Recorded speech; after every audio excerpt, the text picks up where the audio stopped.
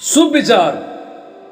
कर्म एक ऐसा रेस्टोरेंट है जहां ऑर्डर देने की जरूरत नहीं पड़ती है, हमें वही मिलता है जो हमने पकाया है। मेरे प्यारे विद्यार्थियों, सुप्रभात। मैं हूं doctor Chhotelal Gupta, assistant professor, विभागाध्यक्ष, हिंदी विभाग, जमनीलाल महाविद्यालय, हाजीपुर वैशाली। आज के हिंदी क्लास में राष्ट्र कवि रामधारी सिंह दिनकर जी द्वारा रचित निबंध अर्धनारीश्वर पर विचार विमर्श करूंगा। अब आप ध्यान से सुने।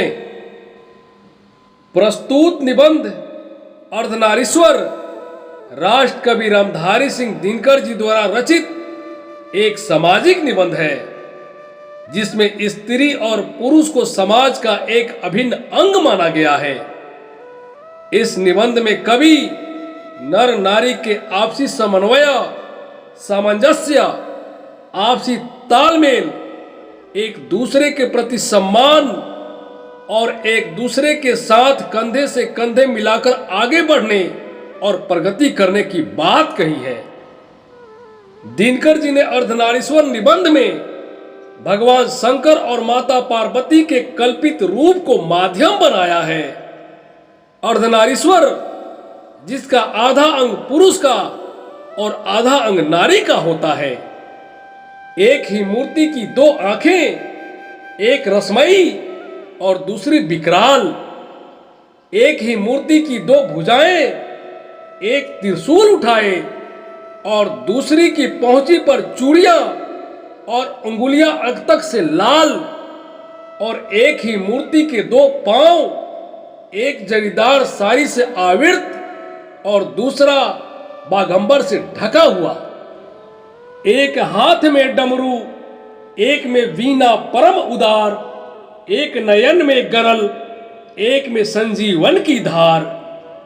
जटा जूट में लहर पुण्य की शीतलता सुखकारी, बाल चंद्र दीपित त्रिपुंड पर बलिहारी बलिहारी।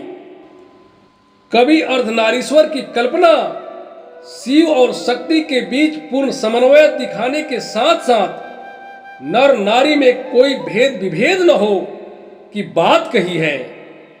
कवि के अनुसार नर नारी एक समान है, न कोई छोटा है न कोई बड़ा, दोनों बराबर हैं। उनमें से एक के गुण दूसरे के दोष नहीं हो सकते। अर्थात नरों में नारियों के गुण आए तो इससे उनकी मर्यादा हीन नहीं होती, बल्कि उनकी पूर्णता में वृद्धि होती है। पुरुष अगर नारी की कोमलता, दया, करुणा, सरलता जैसे गुण अपने में ग्रहण कर ले तो उसके जीवन में पूर्णता का बोध होती है।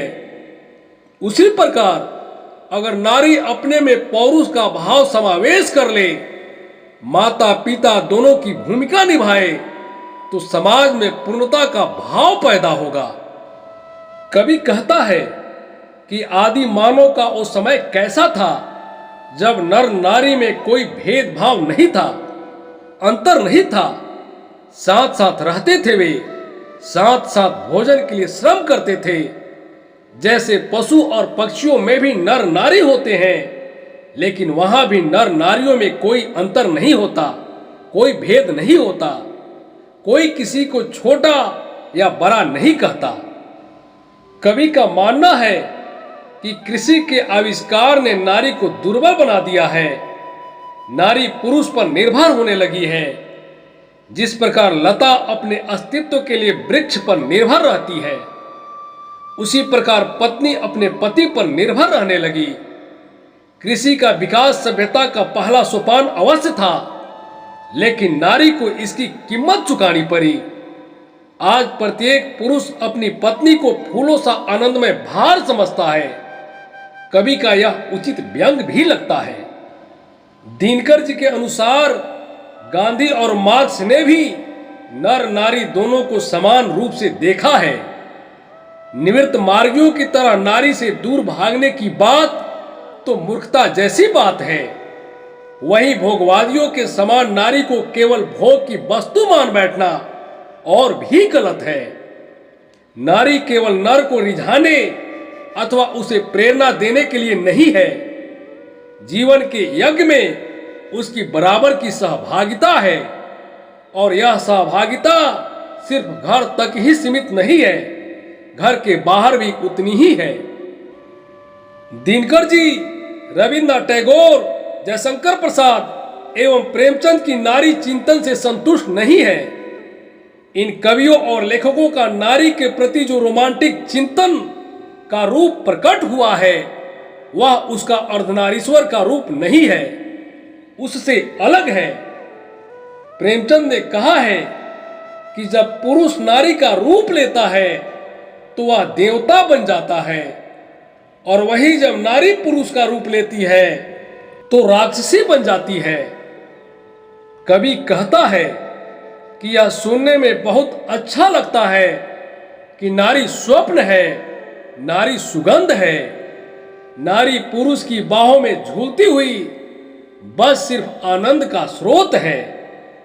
पुरुष अब नारियों से कहने लगा है कि तुम्हें घर से बाहर निकलने की जरूरत नहीं है, मैं अकेला ही काफी हूं, क्योंकि आज का पुरुष नारी को सिर्फ काम क्रीड़ा का वस्तु मानता है।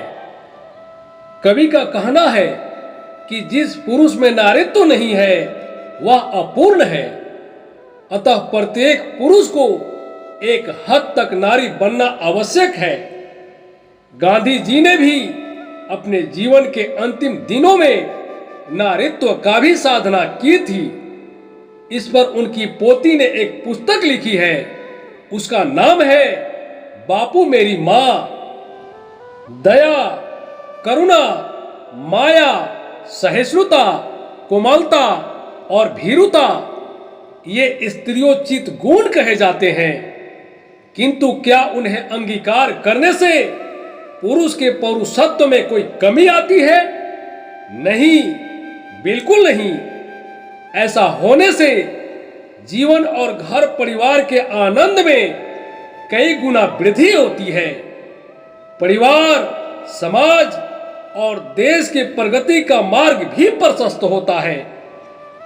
कवि दिनकर जी ने कहा है, मही मांगती प्राण प्रण में सजी कुसुम की क्यारी, स्वप्न स्वप्न में गूंज सत्य की, पुरुष पुरुष में नारी।